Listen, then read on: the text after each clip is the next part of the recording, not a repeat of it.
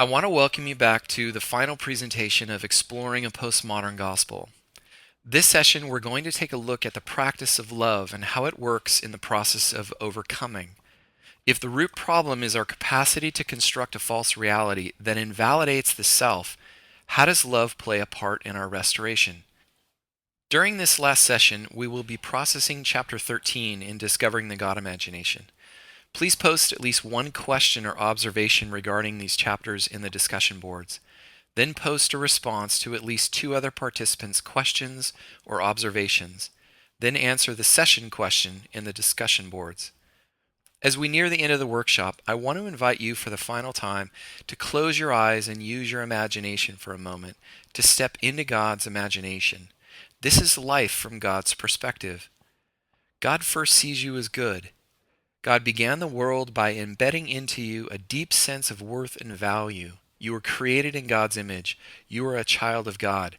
This is your original identity, and you are called for a deeply meaningful purpose to rule over yourself. You are called to live into this purpose on a moment-by-moment basis. God has gifted you with a deep sense of freedom because you are not defined by what you do. Circumstance cannot change your value, your identity, or your purpose, but it can affect you. If you lose sight of your value, you will experience a profound sense of pain and suffering that can often feel overwhelming. But when you hold on to that good, which is established by God, you know it to be true because you will experience a deep sense of peace and harmony with yourself and with others. This is your terra firma, your ground of being. This is God's perspective of what is true. Feel free to rest in this reality for a moment. I want to encourage you to post another response in the discussion boards regarding what you experienced. When you are ready, you can always come back to this presentation. I also want to provide a brief review of where we've come in the story. The story reveals that God established a kingdom that is good. There is no exception. God also presents a test of reality which humanity engages. Humanity unfortunately gets the question wrong and becomes captivated by a false reality. They get it wrong by using a subjective basis for judgment, which is the evidence. Humanity attempts to solve the problem through pride and eventually the contract of religious sacrifice. Israel is chosen by God to serve as the priesthood for the empire. They are the storytellers that will reveal what relationship with God is like. Unfortunately, they continually find themselves back in captivity. Jesus arrives on the scene and reveals the clarifying image of both the reality of God and the reality of humanity. When we look at Jesus, we see the image of God, and when God looks at humanity, God sees Jesus. The cross is God saying, "This is how far I will go to prove the reality of my judgment of you." It was God presenting the evidence that shattered the lie that created death. When we look at the cross, it becomes the moment God meets our demands of the contract, that God is actually willing to prove the reality of love. The cross becomes a place to leave our anger. God is actually big enough to allow humanity to unleash its fury, and yet God never loses sight of what is true. The cross is a place to kill the false reality. The cross becomes the evidence that says humanity is actually good because good was never based on circumstantial evidence. The cross is then a place to discover love. God is actually willing to go as far as we demanded. There is no end to the reality of love. In our worst, God gave the best. The good news is that there was never anything we could do to change reality. We are secure in who we are. We are God's children, called very good, and created to rule over the self. The cross gives us the space of redemption. We needed a place to kill the false self, the one we imagined we are. So the act of redemption is simply trading in a false reality for the one that is already true. We leave our old perspective at the cross. To take up the cross is to give ourselves a place to put all of the lies and junk, or the stuff that simply isn't true. And this is the interesting part about redemption. We can only know a different reality when we let the old one go. We can only know resurrection when we let go of the lie. So when we see the problem God is solving, Salvation becomes the moment humanity simply accepts reality, or what is already true. We didn't have to do anything to be loved. We already are. We didn't have to do anything to earn our way into God's kingdom. We already are. Humanity is saved not by works or getting in, but by God's already existing grace that is central to reality. So the act of salvation changes each person's perception of reality, not actual reality. Repentance, or metanoia, is simply changing our mind about what is true. When we see the root problem and where it's located, it gives deep meaning to the idea of faith. Faith is the act of holding on to God's perspective of reality, even in the face of conflicting evidence. Faith doesn't make it true, it simply reveals what is already true. Faith allows us to cross the chasm and engage God in relationship. When we see that there is nothing we can do to change how God feels about us, it allows us to see that there is no chasm. There never was. It allows us to establish a sense of what is true in the world. Faith then allows us to engage all of creation in relationship. It allows us to see the self and the other as good. The gospel invites us to overcome by addressing the root problem in our lives. Overcoming our own imagination or perception of the world is central to our restoration. We trade in the old for the new. We overcome by holding on to what is true. And this is where we give meaning to the command to love. When the Pharisee asks, "Teacher, what is the greatest commandment in the law?" Jesus replied, "Love the Lord your God with all your heart and with all your soul and with all your mind. This is the first and greatest commandment. And the second is like it. Love your neighbor as yourself. All the law and prophets hang on these two commandments." In other words, Jesus is reducing an entire way of living down to the law of love. But what Jesus is doing is not new. Jesus is going back to God's original structure. God's kingdom begins with the judgment of good. It begins with seeing all of creation from God's perspective. And everything is good. It means that we are good. The judgment automatically included us in the circle. Love is then an invitation to participate in reality. It's an invitation to participate in what's true. And there is no exception. There is no person we can meet that is not good. To love is to reveal life, not only to the world, but in our own lives. Love is an invitation to get the question right. It's an invitation to go back to the beginning and answer the question in our own lives. It's an invitation to align our minds to what gives life.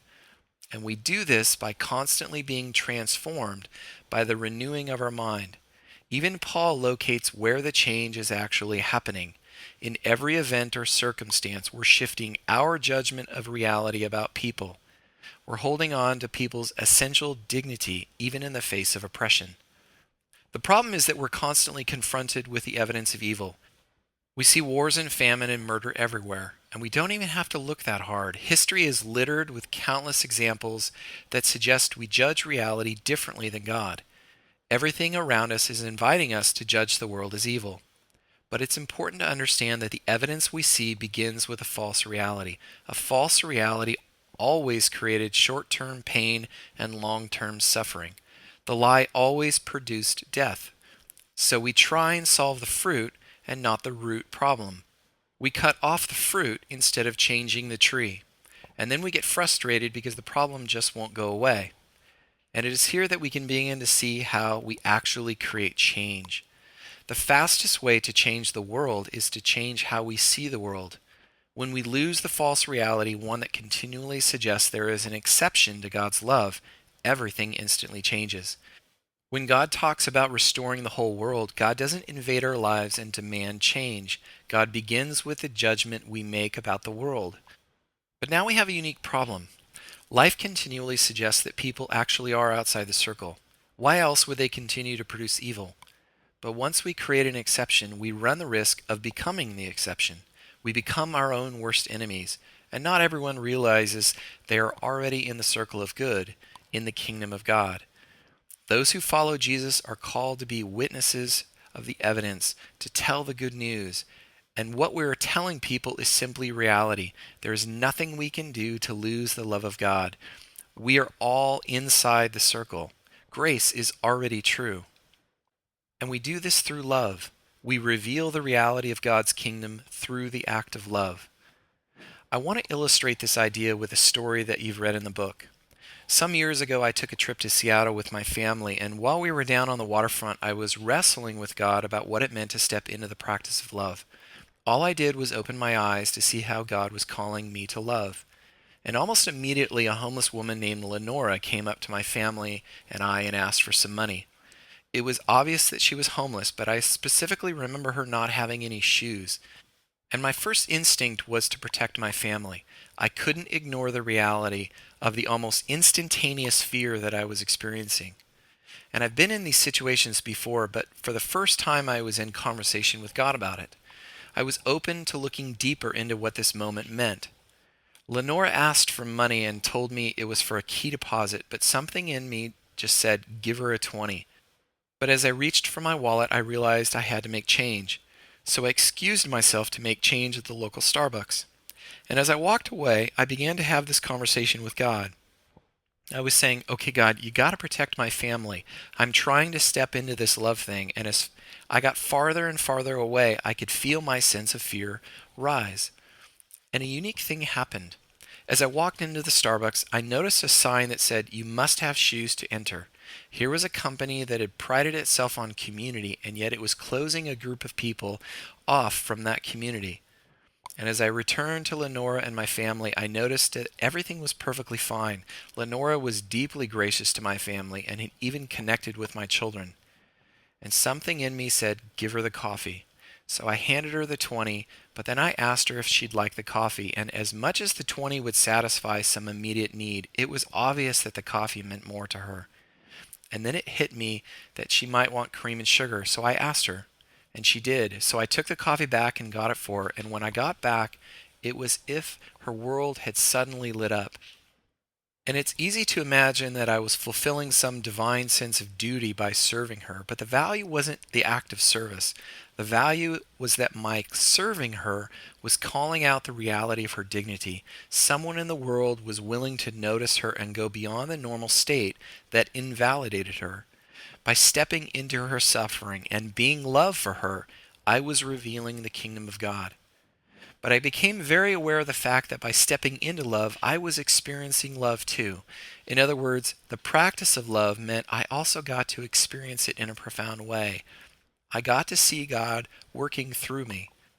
I tell you this story to bring out an important reality about life. Sometimes we focus so much on hell in the future that we miss hell in the present. Lenora was in hell. Her life was a constant reminder of invalidation, of worthlessness and circumstance. Lenora didn't need a God to put her in hell. She was already there. And she had a built-in audience in the downtown streets of Seattle to remind her of that fact. Hell is first a perceptual judgment that I am unlovable, that I am outside the circle of good. It's a state of reality that can occupy any location because the basis of it is a judgment of reality. If we judge the self outside of God's reality, and it is true, there is nothing we can do to actually change reality. It's true for us. And in this way, the presence of God is actually horrific. It feels like a burning away. So love is the willingness to step into the spaces of suffering and reveal reality. It's following in the footsteps of Jesus into the darkness to reveal the light, to reveal the reality of human dignity. It's not earned, it's not made, it's realized. And love allows us to step into suffering because we are no longer defined by it. We do feel suffering, but it doesn't change us. And in this way, the great commandment becomes a way of living. To love God is to align our perception of God to reality. It's beginning with the idea that we are on God's side. To love God is to see God as good. Once again, we're not making it true, we're just accepting what is already true. But when we do, we begin to live life through that perspective, and we know it to be true because it produces life. The commandment also included the idea of loving our neighbors as ourselves. And the commandment is interesting because it doesn't compare our love for our neighbor with our love for God. It compares it to the love for the self. And what it's saying is that if we don't love the self, we won't love our neighbor. The neighbor will actually be a good indicator of how we are loving the self. We needed this reminder, don't we? We needed some mechanism that would consistently reveal the embedded judgment. To love our neighbor was to love the self. It was to align the self to reality. And the love of neighbor had no exception. It extended even to the enemy. We do this because once we create an exception, we run the risk of becoming the exception. To hold on to love, even to the enemy, is to hold on to the very fabric of life. It doesn't mean excusing everything. Justice includes both truth and grace. To call out harm is essential. To call out how people's dignity is being crushed is essential to restoration. But grace also calls us to extend forgiveness by recognizing that the enemy is also a human being. As we draw to a close, I want to once again bring this down to real life. The story reveals that each of us controls a kingdom. Our original purpose is to rule over that kingdom, which is the self.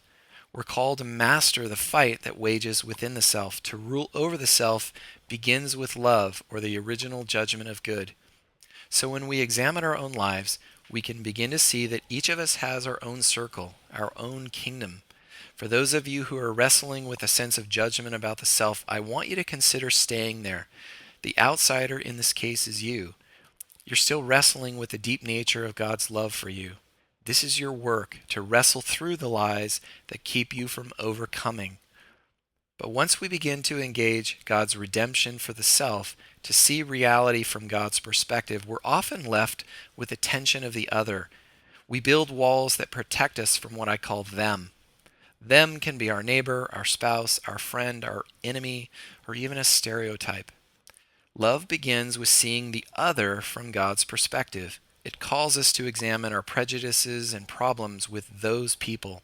It calls us to redeem the false judgments we make about them and to see with a sense of compassion. When we hold on to love even in the face of oppression, the promise is that it produces life. It produces a deep state of empathy with the other. But when we let go of love, the other becomes just the other, and it draws us towards entropy, which is death. Why? Because love was never based on condition, credential, race, color, creed, sexuality, or national identity. To see the other from God's perspective is to live in reality. It's to see those who are suffering and in a state of oppression and say, "You are worth it." And what's unique about the command to love is that it's extremely practical. We often want to travel halfway around the world at great expense to solve a very real problem, but the command says, "Love your neighbor." In other words, God was simply saying, start with those around you. This is where you can begin because these are the relationships you will encounter on a daily basis. These are the relationships that are practical. The proof was always in the pudding. The truth draws us towards empathy, which is life. The lie draws us towards entropy, which is death. Love was something we could test and try. It was something we could engage on a practical level in our relationships. And when we did, it produced life. I want to end this presentation here and say thank you for engaging with me in a conversation about the gospel. It has been my pleasure to host you and to explore the good news of Jesus. Once again, much love to each of you, and I look forward to seeing your responses in the discussion boards.